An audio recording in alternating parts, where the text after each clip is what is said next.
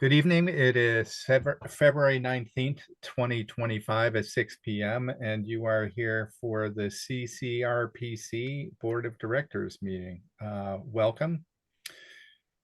So calling to order and are there any changes to the posted agenda? Not for me. Anybody else? Going once, going twice? Moving forward, draft minutes of January 15th, 2025 board meeting, looking for a motion to approve the minutes. So moved. I'll second. Karen. Thank you. So moved and seconded. Any discussion, corrections to the draft minutes of January 15th? I do. I am shocked, Catherine. I know, isn't that something? I mean, it's a less and less, but this is really kind of a wonky thing, just because that's why I like it. But on line 65, on line 90 and line 100, we all have the first acronym of within an area. And granted, very few people are going to ever read our minutes that aren't familiar, but it'd be nice if like on line 65, UPWP, the words were first written out. And then on line 90, DHCD, the words. And then FMLI on line 100, just so that people who may not read this very often actually understand what those were.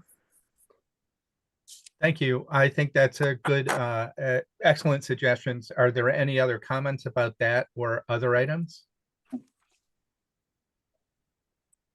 I point out, Catherine, that I think also I've considered that as sort of a step towards inclusivity or inclusion, that if people are not already wonkish in our world, that it helps people to understand what we say and what we write. If we, the first time we use an acronym, we spell it out or state it out loud.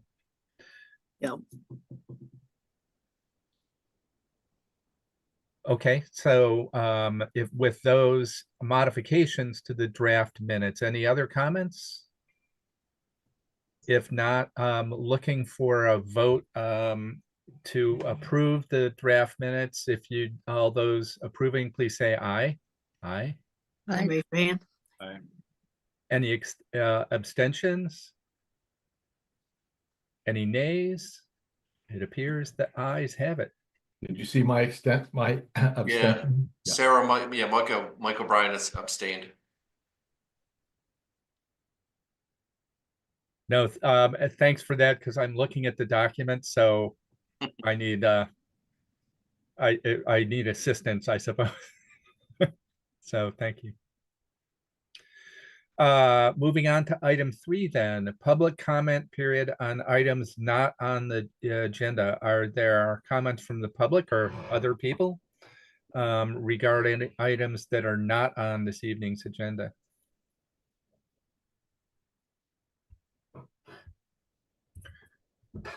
Charlie at all? Do we see any hands? Nope.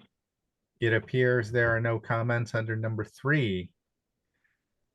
Moving on then to number 4, introduction of Kim Smith, Business Office Manager. Kim. Charlie, would you like to start by introducing Kim?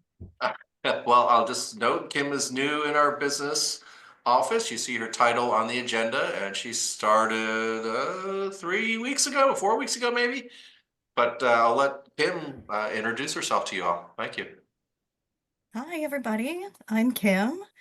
I come to you from Green Mountain Transit, where I worked in their finance office for about a year and a half. And before that, I was managing the office for a local small business for about 18 years. So I'm very excited about this change. Everything that you do is very exciting, and I'm learning so much about grants and land use, and having come from the transit world, that's a new area, and it's very interesting. Excellent. Well, welcome. Thank you. And I hope that your onboarding has been smooth and interesting to you. Absolutely. Excellent. Yeah. Anybody have any other questions or comments for Kim? Well, I just welcome. like to say a big, sorry to interrupt, Art. I just like to say a big thanks to Kim. She's really hit the ground running and is doing a fantastic job, and we're incredibly happy to have her with us. So thank you. Yeah, and welcome. Thank you. And thank you for showing up and participating this evening. It's helpful to associate names and faces with new staff. So thanks. Yes, and I'm happy to meet all of you. And Garrett, you were waving, but were you just waving hello? Okay. You know, I love the opportunities for nonverbal communication in this virtual environment. It's an interesting thing. Moving on to number 5, minor transportation improvement program tip amendments. And I will note, thank you for including the acronym after spelling it out, related to Catherine's early comments. So this is an action item. Who wants to take the lead on this, Charlie? I'll say a few words for it. Sorry, Charlie, for just jumping in right there. In your packet, there's quite a bit of detail about this slew of tip amendments. There's a total of 10 projects that we're amending. I would say that this is really driven. There's 2 main projects that are driving these changes. One is a paving project, Essex, the 128 paving. That project is being advanced. It was due, or we had it in the tip to start in 2026, but that is going to start this year. So they needed to move those funds forward. And the second one was additional funds are needed for exit 16, which is going to bid very soon. The rest of the amendments we're kind of tightening up project schedules, project funding to match the current project schedules. We like to take this opportunity to just make sure that everything matches up. Most of it is really just shuffling funds a little bit around just to keep current with the schedules. So if there are any specific questions, I'm happy to answer them or try to answer them anyway. Thank you, Christine. Any questions or comments for Christine and the minor tip amendments? Bart, I have just a comment, because as I read through the the change for the stormwater refit, the retrofit at Vermont 289 and 15, I saw $475. I said, there's got to be a typo. I've never seen anything that small come before us. So I'm wondering, is that a record for the smallest tip amendment ever? Sorry, you don't have to answer it. I just thought it was kind of funny. It is that a type? No, in your table, that's the Oh, the 400,000. Yeah, so that one was, I was gonna take it out because it's probably not really necessary. It's a very small change, but as long as I like to be precise, so as long as we're making everything add up, I am happy to do that. No, that's fine. It's just, we never see a change of Right. $475. I was thinking it must be 475,000, and then I looked at the chart and I said, I guess that's right. Any other comments about the minor tip amendments? Christine, thank you for your attention to detail. So we're looking for a motion to approve the minor tip amendments. This is an MPO action item. I'll make the motion to approve the minor tip amendments. Thank you, Mike. Is there a second? I'll second. Thank you, Jackie. So moved and seconded. Any final comments? Okay, please, all those in favor of approving the minor tip amendments, raise your hand or say aye. Any abstentions? Any nays? I'm sorry, I should have been under the ayes and in favor, please. What, Ben Bornstein, Westford. Thank you. Thank you. Charlie et al., did we see any nays or abstentions? Nope, no, all in favor. All right, all in favor. Thank you very much. Moving on to item 6, safety performance targets, another MPO action item. Who will take the lead on this? Yeah, Lainey, are you gonna talk to this or Sai? Yeah, I can take Sai's lead on gonna do that. that. Okay. Thank you, Sai. Yeah, thanks, Charlie. So we have a memo in the packet. It shows um, safety action targets, performance targets for safety for metropolitan planning organization area. So we bring these safety targets every year to the board for acceptance. These targets are established by the state DOT, VTrans, and these are statewide targets. And every year we usually accept these targets and for these targets for MPO area. In the last 3 years, the targets didn't change. As you can see in the memo, pretty much same targets, and we are asking the board to accept again this year. If you have any questions on this. Thank you, Sai. Any comments or questions regarding the safety performance targets for Sai?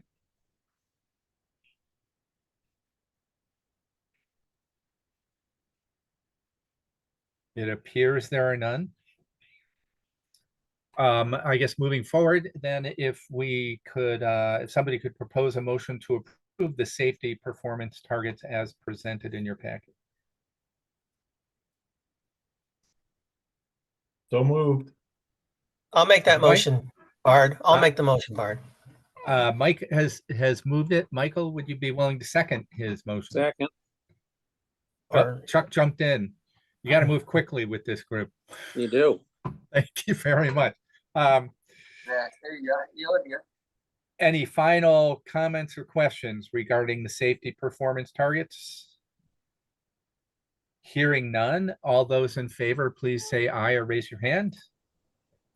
Any abstentions? Any nays? It appears the ayes have it. Moving on to item 7, a longer discussion item, the draft bylaws. We have scheduled 20 minutes for this conversation. Charlie, do you want to lead this or? Sure. I'll just, so we did look at this a little bit last month. I think I was waiting on one little review by our attorney in the purpose section, which you kind of see the wording has been updated to Article 1. That was pretty much, maybe Catherine caught a little something that needed to be fixed in one of the other committees, and referencing the Community Engagement Advisory Committee. But other than that, you have seen this. I'm happy to take any. Oh, and Chris Shaw asked about the official name of the airport, which you will now see. He was hoping it was going to be BTV, but no such luck. It's the Patrick Leahy Burlington International Airport officially now. So Burlington City Council actually did officially change its name of the airport fairly recently. So that is now reflected here. And I can't remember off the top of my head any other changes, but pretty much the same as what you saw last month with those 2 or 3 little edits. So I don't know if folks are feeling good about it. Just by way of process, sorry, I'm scrolling through the Want to share your screen, Charlie, if you're scrolling through for items of salient interest? Yeah, I just was going to review the process for updating the bylaws in Article 10. So it has gotten sent to you. So once you're okay with this, we would then send it to the legislative bodies in preliminary form for at least 30 days. So if you are okay with this version, we would send it out to go to all the select boards and city councils for review for, the next 30-ish days. I don't have to look at how the timing of your meetings go, especially when we're in February. We have a day or two less. So I think this would come back probably in April, but at least that gives us plenty of time for our town's select boards to review this. And then we have the executive committee supposed to submit a report back to you all, to finalize it after the towns get a chance to review it. So it would be safe to say we are in the middle of the game, so to speak, the middle innings, if this were a baseball game. Yeah. Well, if you think about the whole drafting process, but in terms of the adoption process, we're just at the beginning. Yeah. Yes. Any comments on the substance of the document? And Michael has his hand raised. Yeah. Thank you. So I think you've done a great job with this, and I'd be willing to say let's move this to the towns or the municipalities and get some fresh eyes on it and get it back to us so we can go from there. I think we're at that point, and I just wanted to say that up front. Yeah. And Thank you, do we Michael. need a motion or something? Because I'll get the motion on the floor and we can talk about it some more. Good question. This is not presented as an action item, Charlie, in the agenda as I perceive it. Did I not do that? I apologize for that. I think I did not update the discussion to action. Okay. Well, I guess we didn't advertise it that way. So I guess we'll need to postpone this or table it to the next meeting to act upon. I don't know, unless some of you are more familiar with Robert's rules and think we can. I was just going to ask, is there a way that we can word it so that we can vote on it and move it forward? Because April, May, and then you get into June, it would be nice if we could. Yeah. Charlie, I'm not an expert on Robert's Rules of Order, but occasionally in the past in other venues, I have seen by consensus, people have moved something forward for further discussion. So we're not actually approving the bylaws as presented. We're recommending that it go out for more comments in the process. Are there any people who are more Bobby experts than I am? No, I would agree with that, Brad. I think we'd have to have a vote on that as to whether everybody accepts that we are changing it, excuse me, it to an action item. Excuse me again, and moving it forward. So I would be happy to make that motion. Okay. All right. I would think that we can just do it by consensus, Bard, like you said, just to send it to the municipalities like Michael suggested for their, because we're not going to approve anything tonight. And I'm a little stuck because I think taking a vote implies action and the agenda does not state action. So discussion is one perspective would be that we are discussing it a lot on its way to further refinement. I think it would seem to me once we entertain a vote, it becomes an action item which was not warned. Does that make sense? I'll retract my motion. Yeah, I agree. Just consensus. So absent a vote, is there general consensus that we should move the draft bylaws to the town's for review and comment as Charlie described? Or are there any concerns with doing that?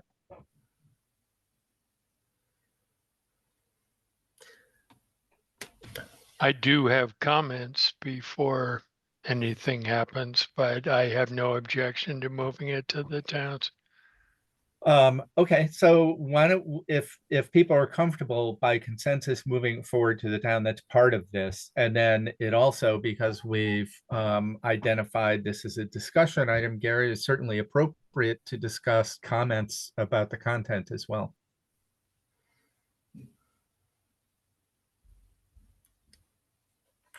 Was that go ahead, Garrett? Yes, sorry. The chair recognizes you, Garrett. Well, you have seen me before. Sorry, it was there. My apologies for my voice. I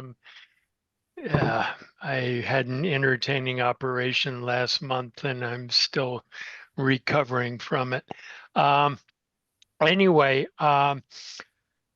during the late fall, early winter, I brought a concept to the bylaws committee about changing MPO voting. Currently, as most folks know, and I know the bylaw committee is going to go, oh God, here goes Garrett again. But anyway, currently it's 1 to 4 votes for everybody, for every municipality that is incorporated. So Buell's Gore is out because it's not incorporated. There is not a tremendous amount of granularity. I mean, you have a town that's 1,000 people in a city that's 50,000, but yet the 1,000 people get at the least 1/4 of the votes of the 50,000 in the main community, in the largest community. My suggestion was that since the MPO does weighted voting, which by the way is only done by 30% of MPOs in the country, 70% are non-weighted. But since we do weighted, that the granularity should be changed.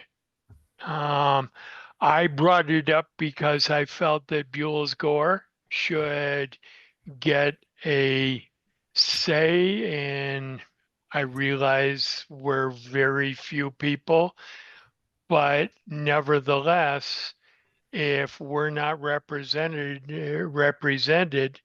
we get no say. Now, I realize that's tremendously popular in Washington right now, but hopefully we can be a little bit different about that. My apologies for a national political comment. No, I'm not going to apologize. But I think that whether or not you choose to have Buell's Gore get a vote, even though I think it would be fair if they had some form of vote, that a more granular way of divvying up the vote would be far more fair. I know some towns in the past have asked to be bumped up, but it would be such a big bump that other towns objected to it. And so it hasn't happened. And, you know, we're basically at the same level that the MPO has always been at.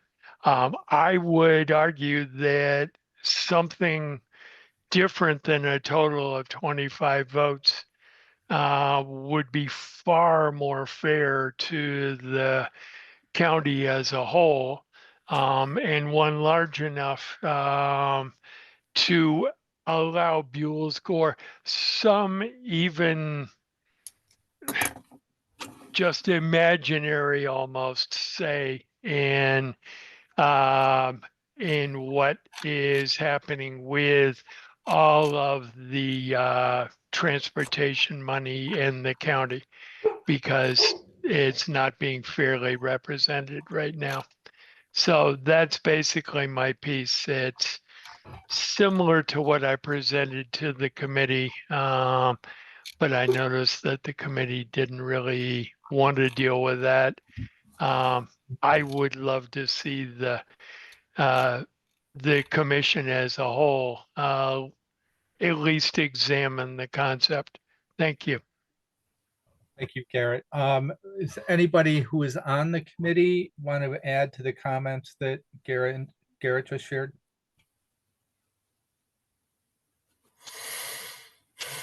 Well, it looks like Catherine is gonna unmute. Maybe.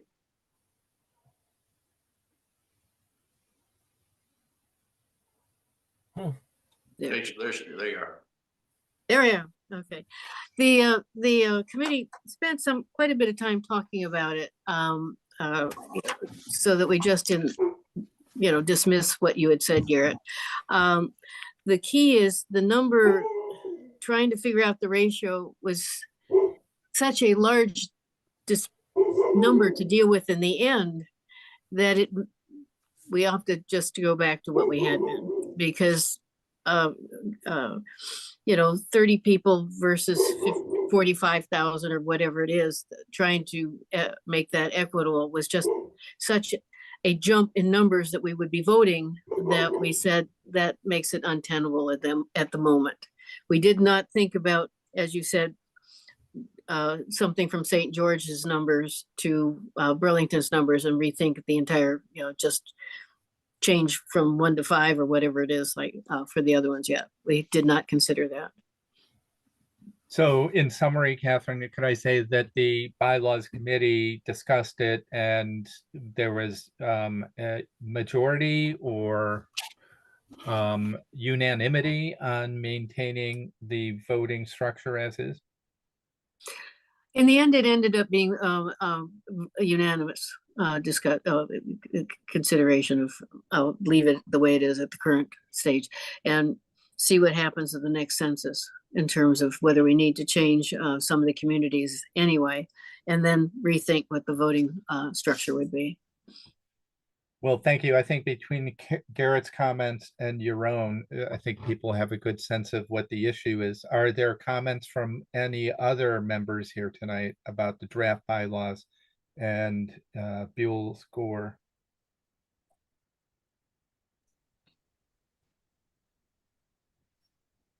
Mr. Chair, this is Jeff. I was also a member of the committee. Nothing precludes the member from Buell's Gore during the conversation to express his views on what's going on. And I think also there still is confusion about how the Gore does its own transportation budget and its relationship with VTrans. That we were also concerned that they may also have a de facto representation through VTrans because of their relationship with VTrans and their transportation budget. Also, as part of our homework, we talked to the director of policy planning at VTrans, and she said that she felt that our method of weighted voting was a reasonable way to have proportionate representation among the member municipalities that have a vote for MPO weighted voting on transportation issues. So that also figured into, I think, the unanimity of the bylaws committee that now wasn't the time to change it. And we thanked Garrett for his interesting approach to weighted voting. And he did I appreciate that the past discussions have been a little more energetic than they were, and maybe more emotional than they needed to be than this one. Thank you, Jeff. Any other comments on the draft bylaws and or Garrett's comments regarding Buell's Gore?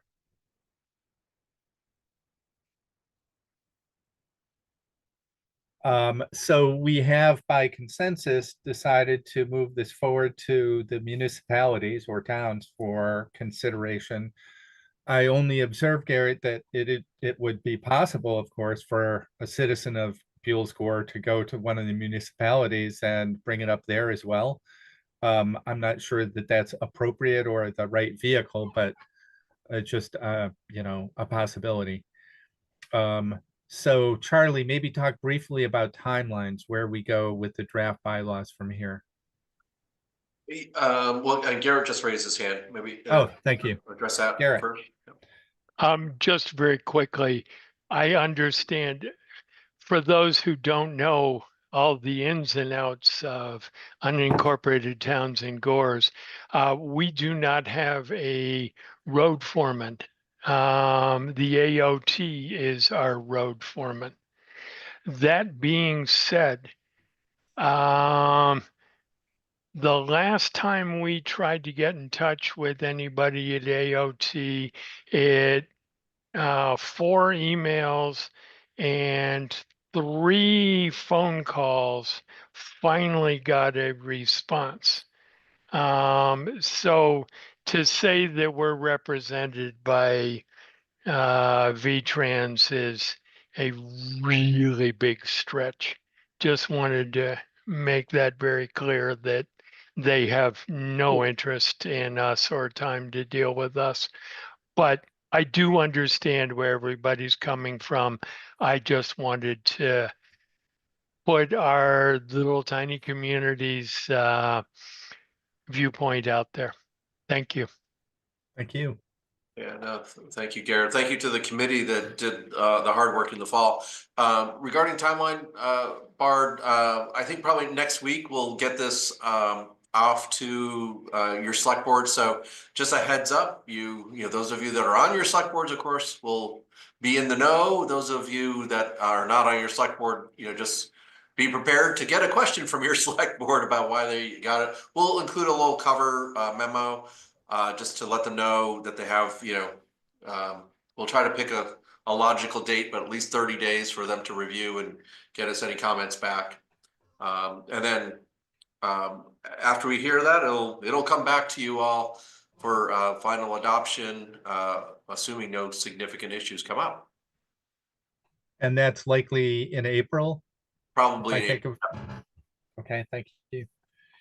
Any final comments, questions, or discussion regarding item 7, draft bylaws? Andy Watts. Thank you.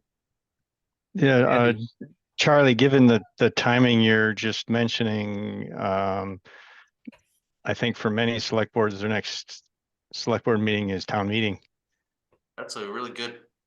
Yeah, this timing is not great, is it? So it may be challenging to get a 30-day turn. Yeah, and not only that, but there are also elections, right? There's potential changes in select boards. Right. Yeah, I would be glad to take any counsel from you all of what makes sense. Yeah, because we probably would send it out before the end of February and ask for comments back by, you know, at basically the end of March. But there is town meeting day and there's elections in that cycle. Should we keep in take it mind out another month? Keep in mind, Charlie, too, after town meeting, select boards have to reorganize. So I would count at least a week after the 4th. So maybe if you send it out mid-March might be a good time. Okay. So in that sense, if we're approaching the end of March, we'd be asking the towns to respond by like mid-April? Yeah, about 2 months from now. Mid-March to mid-April. Yeah, and you know, that cuts it real close to get on the April board meeting. Right. But yeah, we could see if we could you want to try to see if we can squeeze it in just before the April board meeting? I'm a little worried, like just with notice or our traditional notice, sending you out a packet, you know, 6 days in advance. We may not have that. So this might end up on the May agenda, I guess is the bottom line, right? Yeah, that's what I was thinking, Charlie. Is there any downside of it pushing into May? No, I don't think so. Other than, you know, we have our, you know, budget and work program as an action item for May, but typically we actually spend more time on that in April than May anyway. So yeah, no, that should work. Are there other comments or questions about the process for the draft bylaws?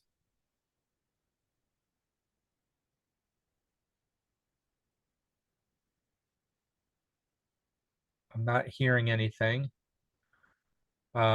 And hearing nothing, ready to move on to item 8, Act 181 implementation briefing. Taylor. So I will, grab that agenda item. I share my Thank screen. you, Taylor. Folks see the slides? Excellent. Yes. So I'm going to give you, a quick update on progress towards Act 181 implementation and, the work that we've been doing on the regional plan. And so we're going to ground ourselves first in a timeline. It's one of several timelines in this slide deck, but it's the timeline for the overall adoption of the regional plan. And so, even before 2024, we've been working on the regional plan. We've been working on the regional plan since 2022 or late 2021. And we've delayed adoption of the plan a couple times. And the first time was to ensure that we were doing a better job doing engagement, specifically with underrepresented communities. And so back in this time about last year, the first half of 2024, we did a whole bunch of work, of which you saw the report this past summer, doing engagement specifically with underrepresented communities that aren't typically a part of the public process. And so Ann Nelson Stoner and Sarah Muskin on our staff really led that effort. We took what we received as a part of that effort and we worked with our long-range planning committee, which is composed of board members, PAC members, TAC members, QUAC members, and we made revisions to the plan, the ECOS plan itself, this past summer and fall. And we're feeling really confident about that draft of the ECOS plan that's now almost done. That draft of the plan's actually been copy edited already. It's pretty ready to go.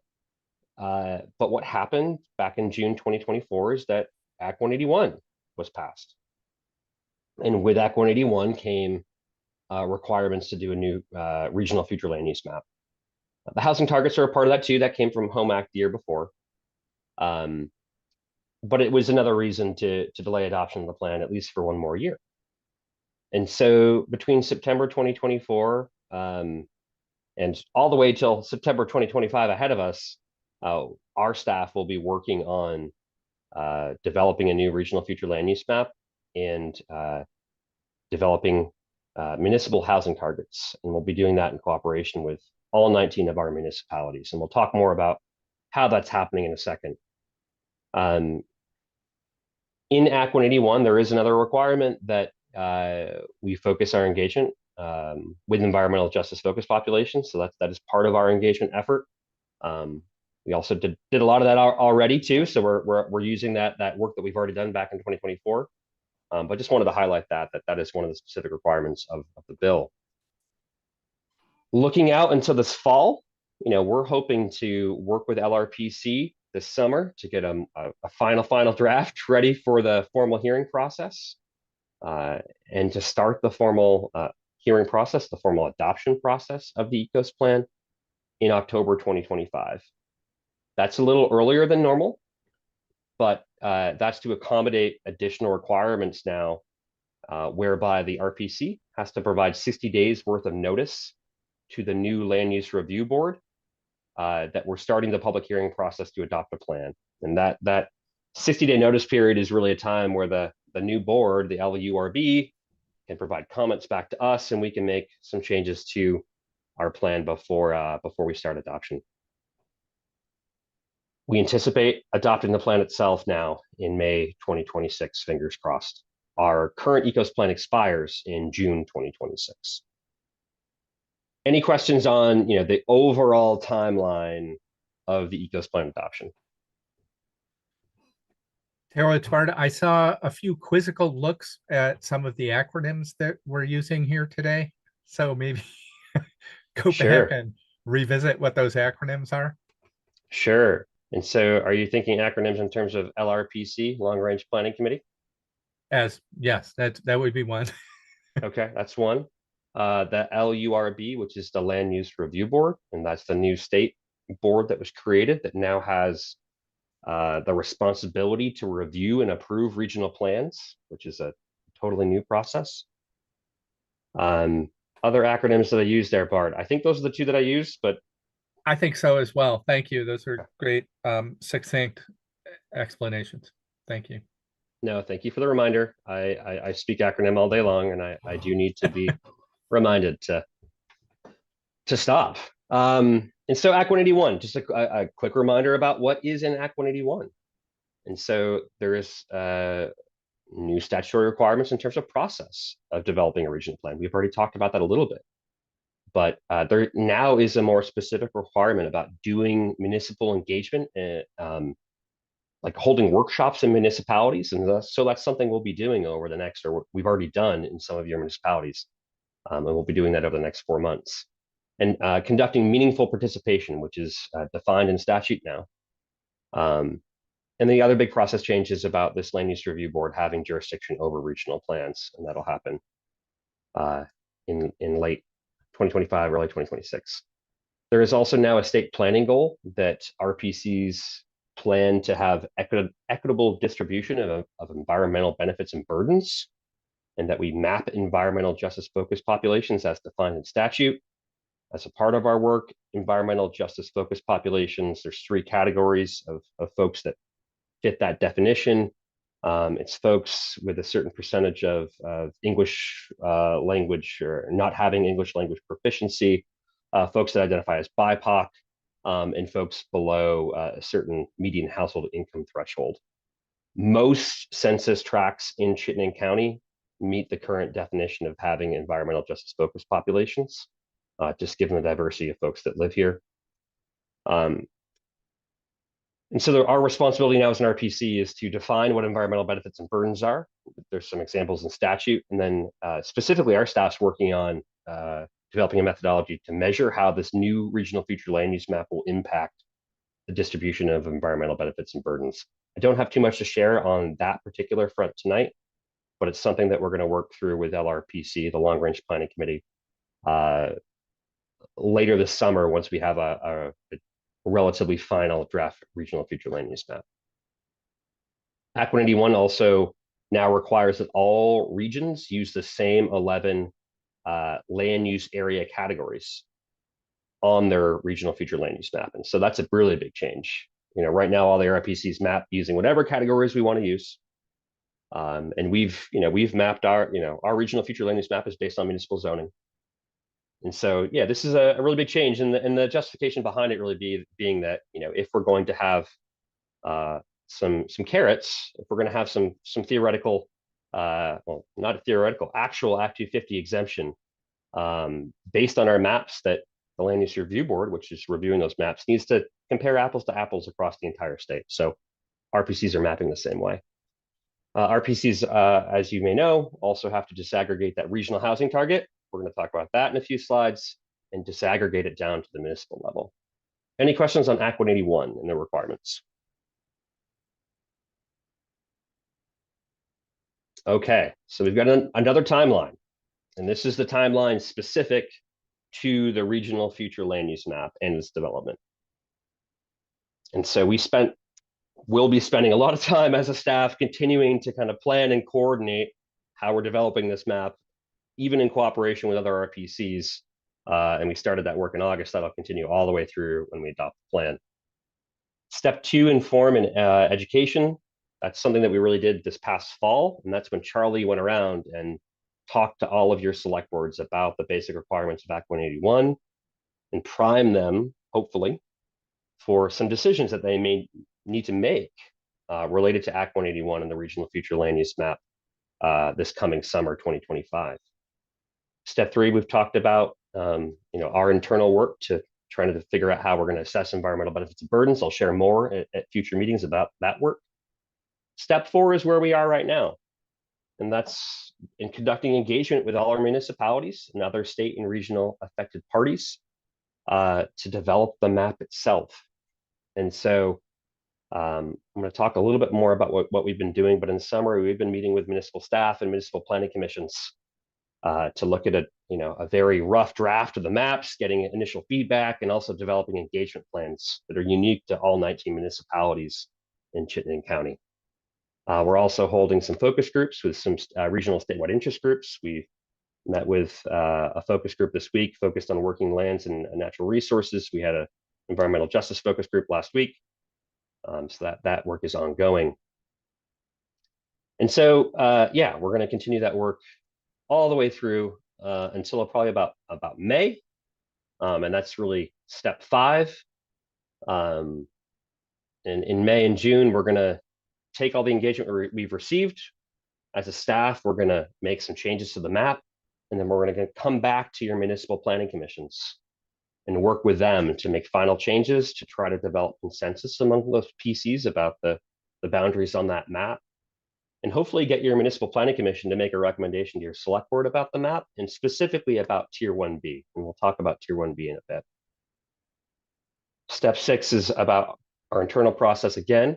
It's about, hopefully with municipal consensus across all 19 of our municipalities, going back to our LRPC, our Long Range Planning Committee, and presenting a staff recommendation to them about the boundaries of the map, and then eventually going to you, the board, to get your authorization to move forward with this map and start the adoption process. In step 7, which is ongoing, it's about providing ongoing support to our municipalities as we navigate the process.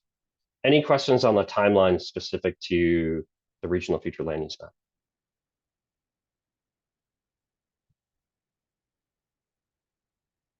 I know I'm throwing a ton at you, so please stop me at any time. And so the map itself, this past fall, CCRPC, in cooperation with the 10 other RPCs in the state, we developed a methodology on how to create these regional future land use maps.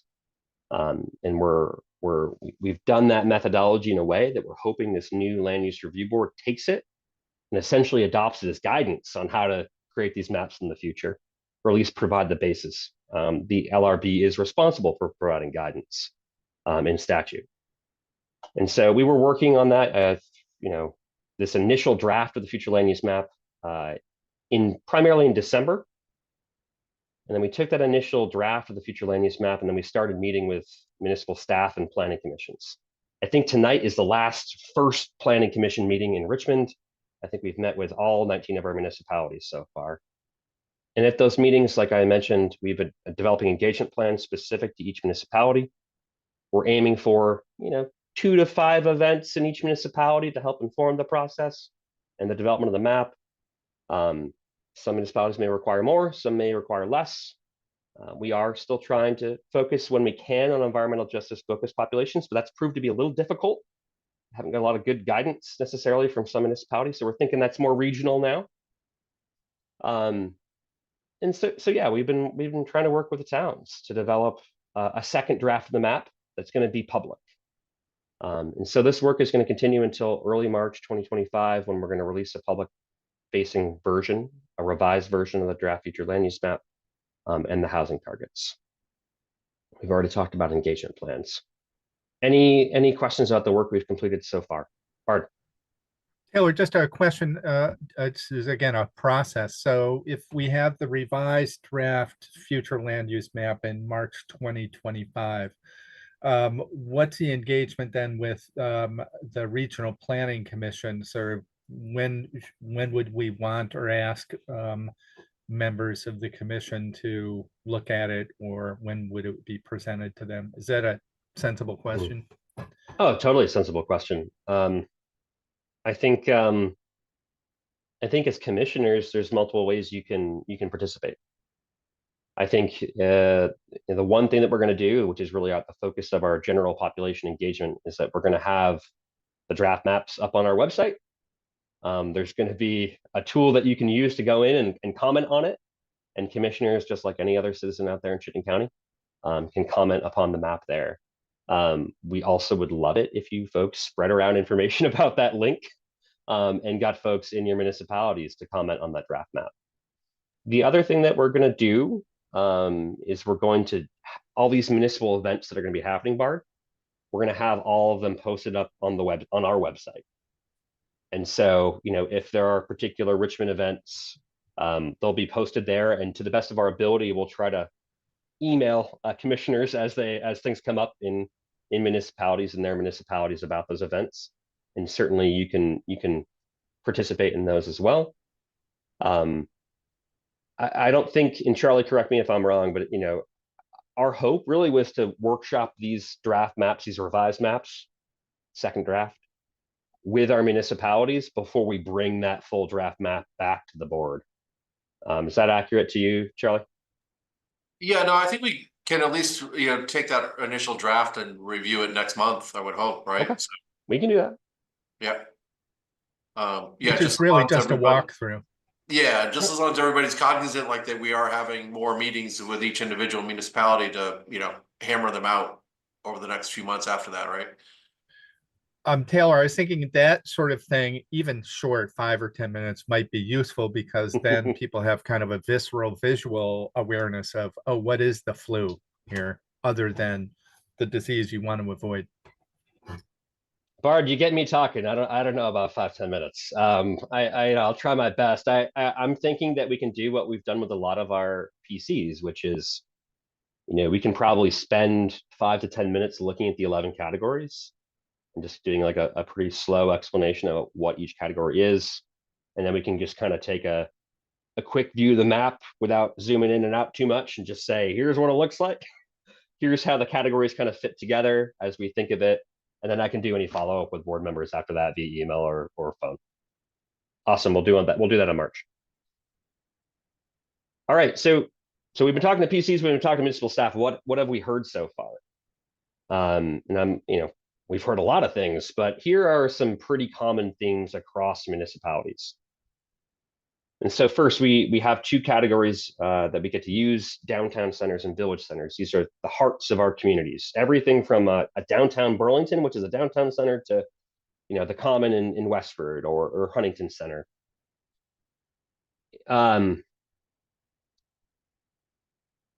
lot of the centers that we're mapping, because of the way it's defined, centers are defined in statute, have really asked us as staff and even municipalities to recalibrate what a village center is in their own minds, because we're all very used to that old state designation program, right? And that old state designation program was all about just commercial properties, primarily just historic properties, around a common, traditional downtown. This definition now in statute is a little broader, and it's going to incorporate more. There's going to be more centers, frankly, on the map than there ever has been. And so we're also kind of hearing from PCs and staff understanding that with more centers, that's potentially some more opportunity in some of our municipalities, because these new centers are in the new center designation program for the state. And with that comes access to tax credits and priority for infrastructure investment and priority for affordable housing. And so I think the light bulb's kind of turning on with some of our municipalities, like, oh, this is maybe not as scary as we thought. It might be a good thing. It might really benefit some of our centers that didn't meet that old definition of what a village center is. And so that's a positive from my perspective. We've had a lot of discussion about Tier 1A and Tier 1B, and I'll quickly explain those again for those that don't speak Act 181 every day. So Tier 1A and Tier 1B are in reference to those more compact urban village places that may seek some level of exemption from Act 250. Tier 1B is that first level of exemption. The municipality opts in. Certain land use categories are allowed to be Tier 1B. And that's an exemption at Act 250 for 50 units or fewer. Tier 1A is also something a municipality doesn't opt into, but they go apply to the Land Use Review Board. And that is full exemption from Act 250. And so with Tier 1B, there seems to be a lot of interest amongst our municipalities of seeking that tier for their centers and surrounding neighborhoods, because that 50-unit exemption from Act 250 is a lot like the interim exemptions of Act 250 that are in place right now. And I think our municipalities are seeing that hasn't broken the world. That hasn't been too big of an issue so far, at least in 9 months. And so a lot of interest, even from our rural municipalities. There is some question about, especially in some of our rural municipalities, about whether or not Tier 1B is worth it, because a lot of the housing that gets built in their centers are priority housing projects in Act 250 already. And so that definition of priority housing project is essentially, a mixed use project. I think there is some level of perpetual affordability that goes along with it. And those projects are already exempt from Act 250. And so some municipalities are kind of weighing, well, if there's already exemptions through priority housing projects and that's already all we're getting, maybe we won't do Tier 1B. In Tier 1A, there's a lot of interest amongst the cities in Chittenden County. So Burlington, South Burlington, even Winooski, even the larger towns, you know, Milton and Williston are thinking about it for some parts of their municipalities. But although there's interest, I think specifically staff at the municipal level is worried about their capacity. Because if we're a Tier 1 municipality, we have to take on old Act 250 conditions. And there's some worry about that. We also have to regulate in a little bit more strict way, particularly around perhaps historic resources, archaeological resources, rare, threatened, endangered species. And municipalities aren't used to regulating those things in most circumstances. But around those things I just mentioned, there's also some uncertainty in statute about what exactly the municipality has to do and how exactly they have to regulate. And so what we're going to do in response to what we're hearing about Tier 1A is we're going to get a little working group of municipal staff together to kind of gather questions, work with the land use review board, hopefully to get some of them answered, get some guidance. So our municipalities that are interested are able to amend their zoning bylaw, for instance, to be in a good place to apply for Tier 1A when they're ready, which would be, you know, after the adoption of our plan, so late 2026. Other things we're hearing. Overall, there's some dissatisfaction with just having 11 categories and having to live within those 11 categories. There's some parts of Chittenden County that don't fit perfectly. A lot of suburbia doesn't fit perfectly. Specifically with a lot of the rural categories, so rural general, rural ag forestry, rural conservation, there are opinions all over the place depending on what municipality you're in. Some municipalities think rural conservation is too expansive in how we've drawn it per this methodology. Other municipalities don't think it's expansive enough. We're trying to just kind of soak in those comments now, see what we hear this spring when we do public facing engagement. And then we'll try to recalibrate to address our, those municipalities that do have concerns about those rural categories in particular. We've also had to spend a lot of time talking about Tier 3 and how our region is not mapping Tier 3. And Tier 3 is those areas that Act 181 says will be subject to some level of increased Act 250 jurisdiction. It doesn't really say how increased or but Tier 3, the geography of Tier 3 is going to be defined through a rulemaking process at that land use review board. And that's going to be separate from our regional process. We may participate in the process, but it's separate. Once defined by the land use review board, we'll have to map it on our map. But rural conservation on our map now does not equal Tier 3. And so, I think it's important, particularly for our rural municipalities to hear, is like, we're not mapping Tier 3 now. We're not taking away your land rights or ability to develop your property. That's defined separately. The process will happen. We can inform you about it if you want to participate yourself. There's also a lot of conversation, kind of segueing, about local control and about like, what does this new mapping process mean for local control? And the way we've been trying to talk about it is that this regional map is way up here. It's really large pixel size. It's very general. It's just 11 categories. And trying to, inform municipalities that, you're going to be below that. Yes, you have to be in conformance with the regional plan, but you can be a lot more specific in your municipal plans about, use types or even about intensity development within these categories. And then you can be even more specific in your bylaws themselves, right? Be very specific about land uses, intensity development, density, those sorts of things. And so we were having to spend a lot of time kind of talking about it in that way that, we're up here general, we're doing this mapping work to really provide a general sense about what kind of development belongs where in the region. That folds into Act 250 jurisdiction and the designation programs, but the specificity, the real control about land development still lies at the local level.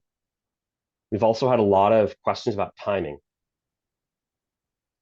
Because the regional maps are very important now in terms of designations, and in terms of Act 250 jurisdiction potentially, it's really important that when a municipality, makes a land use decision, the municipality changes its municipal future land use map, that the RPC has to be responsive, particularly when we're talking about centers that might be, areas that are designated because they have some housing project they want to support, or they want to get Act 250 relief. And so we've had a lot of discussions about, like, how locked in are we? When is the RPC, gonna amend, after it first adopts? And with staff, we're trying to be a little bit more cognizant of, we're not going to get it perfect the first time, and we may have to amend in a year or two as their municipalities do their own planning efforts and make changes. And I want to really stress that point too, because you'll see in the UPWP in a couple of months, we've got 5 or 6 municipalities just next year that are working on their municipal plans, and there's a couple after that. And so there might be a slug of changes that happen at the municipal level that we're going to now have to be probably responsive to at the regional level with our plan, now that those two plans are a little bit more intermixed than they have in the past. I think we talked about that enough in terms of municipal plans and zoning. It's really about that timing issue. Any questions about common themes that we're hearing, or any other? If you folks went to PC meetings, any things that you heard that you wanted to share? Taylor, just Sure. to cycle back a little bit, when you talk about those sort of surprise centers, where exactly were you talking in the county? Colchester. Okay. Colchester's got some centers that aren't really historic, but they're mixed use. They meet that new definition. Mm-hmm. I'm trying to. South Burlington is going to have some that are beyond just city center. Even Shelburne is some I was place where we wondering talked about that. Yeah. So there's The Gore added 4. four centers in the Gore, one on top of the notch, a couple down below.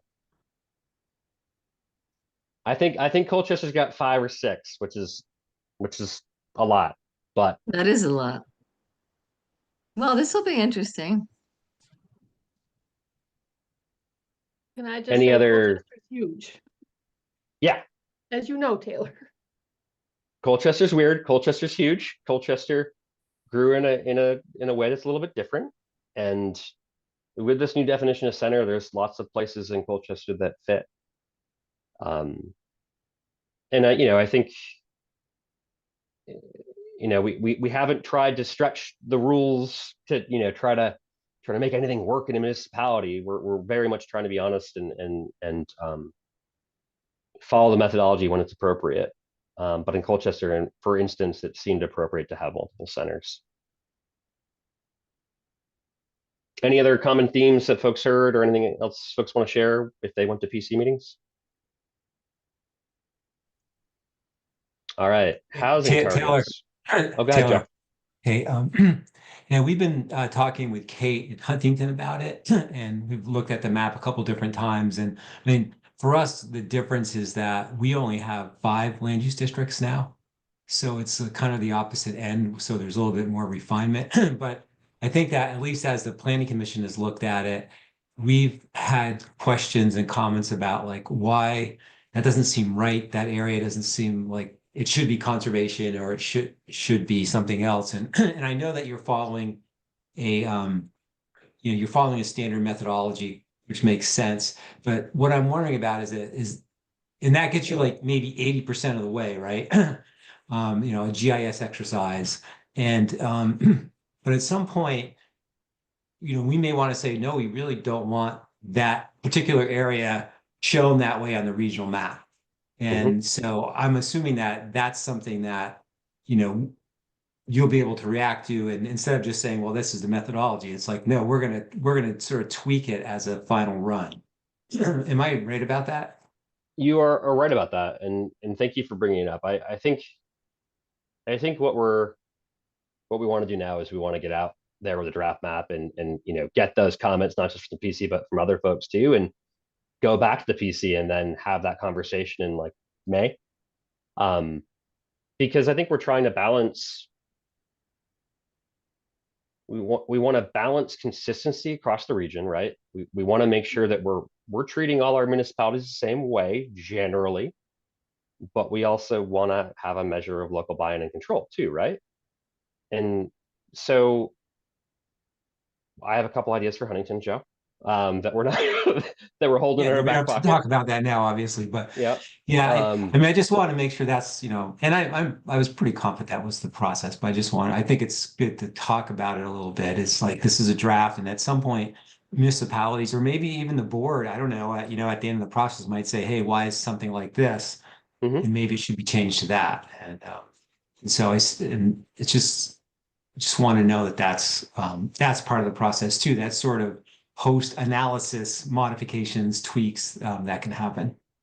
Thank you for bringing it up. Yes, that is definitely part of the process. And the one last thing I'll share is that our staff's been pretty diligent so far about, and we haven't really done much of this so far, but whenever we stray from the methodology, documenting that, documenting the reasons why, because what we're maybe paranoid about is the land use review board, right? At some point, we're as a regional planning commission, we're going to have to go before them and say, here's the map, and we want to be able to explain and justify when we've strayed from the methodology, because they could say no, they could punt it back to us, and we don't know what the limits are because we've never interacted with them yet. So we're a little nervous. Yeah, I guess one more comment is outside of the centers where the Act 250 exemption is the kind of the key issue. I think I wish there was some way to say what's the purpose of these other districts or areas or whatever you call them, because if there is differences, you want to build, I know that it's not zoning, right? It's not zoning, but what is it? What is it being used for? And something kind of, I'm just anticipating those kinds of questions in our town, and Kate's coming and we have some meetings planned, and she's going to come to town meeting, and, people are going to want to know, it's like, well, what does this mean, just beyond the exemption? And, so like, a sentence or two about that. Like, the reason we have these other districts is it helps our regional planning. I don't know. I'm not sure what the really nice, concise answer is to that. Maybe you have an answer at the tip of your tongue. But what are these other districts? I'll give you a for? cynical answer, Joe. Yeah, Charlie gave you the more cynical answer than me. Which is, some of it was just driven by the conversation in the legislative committees. Like on our previous future land use map, we just had one color green for rural, right? And there was lots of flavors of rural, right? Yeah. From housing to farms to forests to steep slopes and important natural resources, right? And so it was just interesting when we were going through the committee process, like they're like, no, it's really important to recognize those forests and farms. So then we have rural ag and forestry. And they're like, yeah, but it's really important to recognize those resources too. And so there's that resource conservation one. And so I don't know, to your point about the implications of any of those individual categories, I don't think there are much in the way of implications at this point in time.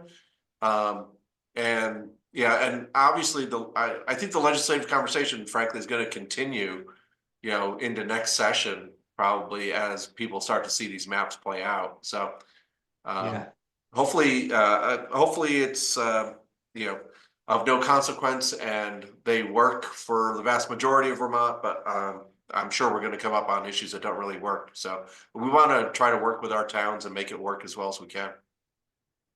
Okay.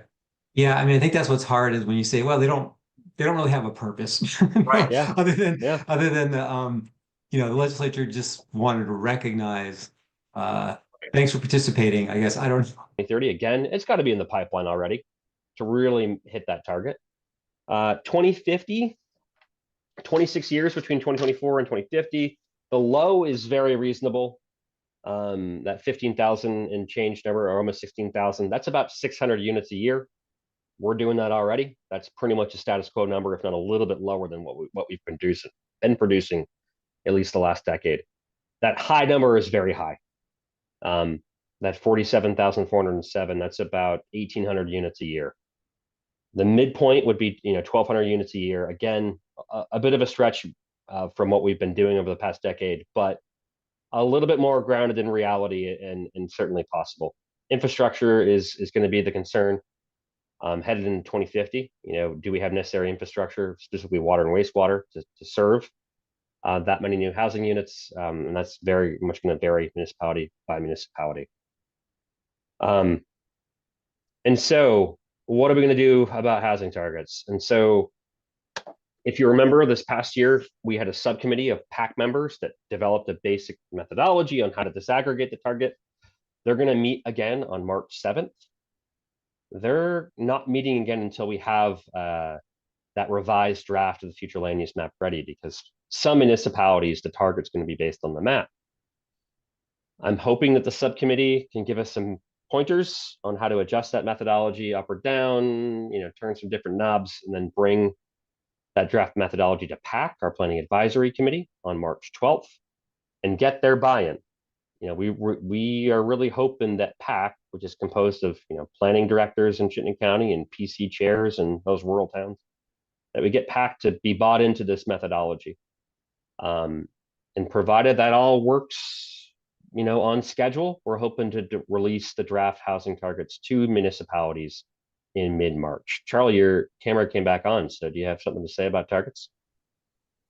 Oh, I just left my desk for a minute and now I'm back. Oh, okay. But and I think just to follow up on that point, so we can bring that to the table to the March board meeting as well. Yes. Yeah, that timing should work well. All right. Next Jeff, steps. you gonna add something? Well, just as a point of background and reference for everyone, the lower bound target, and we think we have stuff in the pipeline, but that is $6 will get you a cup of coffee at Starbucks. Just so you know, the roughly 1,216 unit annual average that we've got to do over the next 6 years exceeds the total amount of housing units added per year statewide between 2010 and 2020, to give you an idea of what it is we're going to be asked to do. And that's using the lower bound that's on page 14 of Appendix 1 of the Housing Needs Assessment Target document. So if we go to the one that says 41,000, okay, we in Chittenden County will be responsible for adding 2 or 3x the annual average statewide housing unit additions, which totaled 1,178 units per year over 2010 to 2020 in our county. I will tell you that we don't have the labor force to do half that. Mm-hmm. Okay.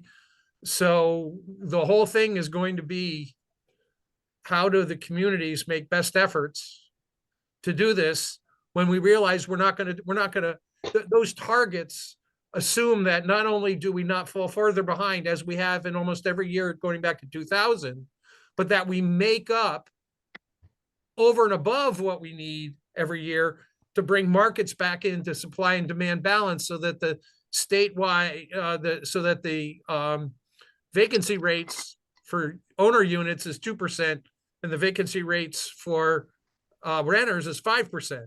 And they haven't been there since the 1980s. So just so everybody has a little bit of background on what's happening. And the fact of the matter is, the situation is probably worse than what's in the housing targets thing, because the Census Bureau has come out and updated the intercensual estimates for 2010 to 2020 and updated 21, 22, 23, and 24. And if you go back to what the preliminary numbers were, they had us in the state of Vermont losing population in 3 or 4 years between 2010 and 2020, which was revised away. And so then after COVID, we had our first year-to-year decline in population, probably dating back to the Civil War or something like that, in 2014, where we lost 436 residents. So we have to revise all of our thinking of what happened between 2010 and 2020, where we got this popular view that, oh, Vermont's losing people. Well, we never lost people now, according to the real estimates that were done based on two real data points in 2010 and 2020, and not a 2011, 2012, 2013, where the last actual reference point was back in 2010, which developed this wives' tale about what was going on. So my point is that housing market conditions have probably got even tighter once we take into account the updated Census Bureau estimates that aren't even part of these targets yet. So even if we wanted to, Taylor, we're not going to meet the targets. So we better start thinking about what the ramifications are for when we don't meet the targets. So I want to follow up on that point because it's important for you all to hear that the legislature put these targets into statute in part because the state, up until this year, has never had an accurate count of the number of housing units getting built in the state or where those units are located. And so the way I've been hearing legislators to date talk about the target is really just as a policy informing tool. They wanted to put a target out there, but then they really just wanted to collect data about what really is happening, to Jeff's point of like, you know, there's no consequences. There's no stick that is going to hit the municipalities or us or the state, frankly, for not reaching these targets. This is all just to inform future policy conversations, particularly at the state level, because I think, you know, everybody knows the towns cannot do this by themselves. There's bigger dynamics going on here that it's going to take a while to dig out. It took us 20 or 30 years to dig the hole, and it's going to take some time to dig out. So I don't know if that's helpful, Jeff. I don't know if that was helpful context to add, but no consequences on this so far. I know the word target is scary, but and the operative word in your statement is so far. Yeah, that is true.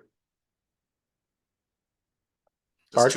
Yeah, I just have I have a question Hold on for a tying sec. back to reality. Just a sec. So if you would raise your hand and be recognized by the chair for your comments, that would be Oh yeah, sorry. helpful. It was Dana. raised. Thank you. Go ahead, Dana. Thanks. Yeah, just tying back to the reality in municipalities, zoning regulations. We're either going to put the houses up or out. Out has problems. So what are we going to do when the height limitations in the areas that we've identified as appropriate for growth in our more urban areas are like 4 stories? I mean, we're going to have to seriously change our idea of the verticality of Chittenden County. Just another thought. Yeah, I think go ahead, Bart. Well, go ahead and respond to that if you want, Taylor. I'll just say that, I think, questions about height, questions about infrastructure in rural municipalities, the targets are just like an entry point for conversation about those things. And, the municipalities now have the statutory requirement of taking that municipal target and then planning on how to accommodate it in areas planned for growth, which are those centers, those planned growth areas, village areas, and transition areas. And so municipal plans are going to have to wrestle with, are we going up? Are we going out in a planned way? Are we going to invest or investigate, wastewater infrastructure for our village? But yeah, Dana, we're going to get the target and then have municipalities make decisions, and we'll try to help them as a region. Got it. So I started contemplating, Jeff, as you described this, I'm thinking workforce, and Taylor, you called out infrastructure, which is peculiarly relevant to our town in Richmond. And, it's laughable perhaps if you're in a larger municipality, but in my town, nobody wants to spend $2 million to extend the wastewater line. That doesn't seem like a lot of money, except it goes to like 5 properties, which are not built up. And then maybe someday they'll be built up. But this idea of planning, I think, is actually about paying or investing. So where's the workforce to do the infrastructure and who's going to pay for it? And then where's the workforce to build the houses and who's going to pay for that? it seems to me as a planning document, this strikes me a little bit like the moonshot. We're going to go to the moon. Okay. But like, then we actually have to spend some money to develop our strategy to get a rocket to the moon. And I'm wrestling with that, I guess, especially in my small town. Yeah, I hear you, Bart. And you know, I think we're gonna have 19 different wrestling matches going on how those municipalities are going to reach those targets. Jeff. If you all want to see what the future's going to be for this, you should come to a select board meeting or a planning commission meeting over the O'Brien development in the town of Shelburne, which is 376 units. That'll give you a good microcosm of what you're all in for. And it ain't pretty. I'm helping with the More than bylaw one project opinion. right now, Jeff, in Shelburne, and I think I'm scheduled to go sit down with all those folks from Shelburne Forward and Safe and a whole bunch of other organizations to talk about the zoning. So yeah, I'll be in the thick of it. It'll be an interesting meeting, Taylor. I may or may not come to support you. I think I've had my fill of those meetings already. I can imagine. Thank you, Jeff. Taylor, I know we sort of got stuck here on a couple of things that now really about housing targets. What else do you have for us here? It looks like you're not to the end of your slides. I got I think 2 or 3 quick slides. What I will say just before we leave this slide, and I think it's evident to everyone, but the high numbers are going to be scary to your municipalities when we release these targets. And so just know in mid-March, like there's going to be some folks that have some fear. And as Charlie said, these are aspirational. It's about trying. And so, I don't know if that'll absolve all fear, but they're aspirational. All right. Next steps. What we're doing now is doing engagement, like I said, per those 19 individual engagement plans in those, our 19 municipalities. We're going to do engagement. We're going to, absorb it. And in May, we're going to start working with PCs again on making some adjustments to those land use maps. And then also, I think I want to raise that I'm sure when we do engagement, we're going to hear about a lot of things not related to the map, about housing or about, in that natural resources working lands focus group on Tuesday, we heard a ton about like on-farm housing. Like, what are you doing to help that? And so we may be just taking other things we've heard to change actions in the plan or add additional color or context. And so in May through July, we'll be working with planning commissions and select boards on updating the map, trying to get to consensus with municipalities. We want to be doing this with you, not to you. And then we hope at this point in time, municipal select boards will make a decision about what areas they want to opt into for Tier 1B. And so that's that area of limited Act 250 jurisdiction, or exemption, excuse me. Everything 50 units and below would be exempt from Act 250. That's just housing. I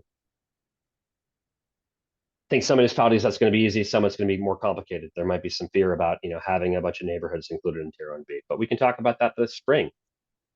When we get to next summer and fall, we'll be going back to that long-range planning committee.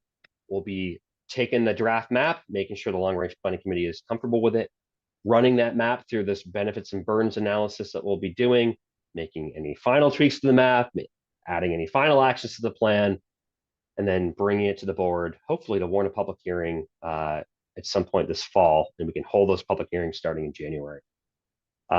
Just 2 last other updates. We've talked about environmental benefits and burdens enough. I just want to also note website, the Ecos Plan website, the new website is almost done. We hopefully can share something with you this spring. And then again, the old Ecos Plan website, we're going to have all those municipal events up on it related to Act 181. And we'll try to send a link out to all you folks so you know about where to find that information. With that, Bart, I'm done. Any last questions? Thank you, Taylor. More comments? Questions for Taylor? We'll hear more about the flu later. I'm sure we'll be talking more about housing targets, both locally and regionally over time. Thank you. Thank you. Are we ready to move on? No other comment about Act 81 or Taylor's presentation. Outreach and engagement update. There is a document. Is Ann Nelson here? No, she is getting pretty close to baby time. I haven't heard any exciting news yet, but Ermila was going to pick up this updating, but she had another obligation she had to go to at 7. So anyway, so here you're stuck with me again. And this last page of your packet, given the first update is noting that we did bring on Ermila to kind of as part-time basis to kind of patch the gap here while Ann Nelson is out on maternity leave. And you can see the other trainings and public participation plan, you know, kind of what we're working on in terms of that engagement front. Happy to take any questions on any of those items. Or not. I am not seeing anything. I think it is helpful to have that succinct summary as it now exists. Yeah, good. Thank you. I'll pass that along. Nothing on outreach and engagement. I guess, Charlie, it's back to you again. Item 10, Chair, Yeah, Executive sorry, Director updates. Just, you know, we're into the BWP process. We got, oh, Elaine's going to remind me how many applications we got. But anyway, I think we got pretty much about what fits in the available funding that is available. So we just met with Federal Highway and VTrans to review eligibility issues. So anyway, you'll see much more about that when we get to April and we have the draft EPWP, but so far so good. And Bart, or I don't know if there's anything you want to add as the chair of that committee. I don't think at this point the real action starts to occur in the next month. So yeah, excellent. Thank you. The second item I just want to touch on fairly briefly is, you know, there's been a lot of executive orders over the last few weeks, a lot of talking about stopping different discretionary grant programs for the federal government. We did initially put, we have about 30 or so different grant agreements in place, you know, most of them with the state, but a lot of those state grant agreements have federal origins. In other words, it's federal money that's flowing to the state agency that then flows to us. There were, I think, about 12 grants I put on hold until we actually heard from the funding agency that things were good, because we don't want to incur expenses that we won't get reimbursed for. And I would say probably half of those we've heard back from the agencies that we're still good to move forward at this point in time. And Jeff, yes, at this point in time, we'll see how things change. There's still a few that we haven't heard from. And so anyway, I just wanted to kind of give you that sense of the status. No real significant impact on our budget at this point. But I will definitely let you know if we hear anything. I think the MPO funding, which is by far and away our largest grant agreement, is kind of gotten multiple reassurances that because it's a formula grant agreement that Congress actually votes on the formula funding, that is pretty safe. It's not a discretionary action of the executive branch. It's actually legislated specifically. So anyway, I hope that gives you a little bit of reassurance, but we're certainly watching the situation closely and trying to get facts where we can get them as soon as we can. So happy to take any questions on that, but or we can we can talk later if you want to commiserate. But definitely, yeah, a few scary moments. Item C is I've just gotten a draft of a report that was prepared by the National Association of Development Organizations Research Foundation to evaluate how the RPCs are doing in providing services to our municipalities. You may remember back in the fall, there was a survey that went out to you all as board members and your select board chairs. So I think by the next meeting, that report will be out, and we may spend a few minutes just to review that, so you're aware of what it's recommending, and any implications for us. I'm not sure there will be a lot, but just heads up, there will be, I'm sure, some recommendations there. And then item D, legislative updates. This legislature, I'm not sure, multiple dynamics, I think, have caused this legislature to be very slow in getting going. There are very few significant bills that are moving in committees yet. I think maybe some of that was just kind of the changing political dynamic of waiting more for the administration to make proposals, around kind of education, funding, property tax. That's obviously a giant proposal that they're chewing through now. Also housing, omnibus, there's a big proposal the governor came forward with, but getting it actually into legislative language, into a bill, has taken longer. So I'm more tracking the housing conversation, but there's not actually a bill yet that the committees are looking at, and crossovers in 2 or 3 weeks. So things are just slow, and I'm not sure what to make of that, other than at some point there's going to be a surge of action. So please keep in touch with me if you have any concerns about any specific things that you're hearing or seeing. The housing conversation is a big one. Financing for infrastructure for towns or developers is a significant issue that's getting discussed. And happy to take any questions on all that. And at that, I'll end my report.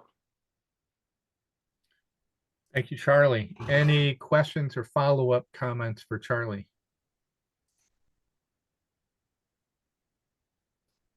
It looks like not. Any members' items?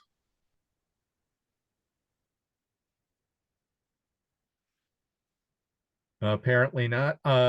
So committee liaison activities and report materials are listed in the links down below. Any comments or questions on those?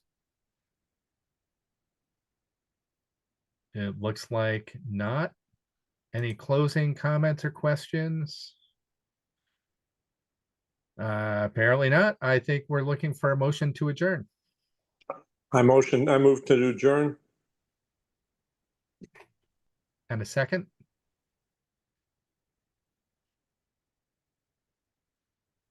Garrett's raising his hand. If you can, I don't know if you can see Bart.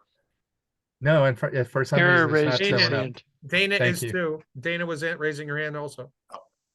Thank you, Dana. All right. So all in favor of the motion to adjourn, please say aye. Raise your hand. Thank Aye. you, everybody. Thank you all. Take Have a good care. Be night. well. Be safe. Yeah.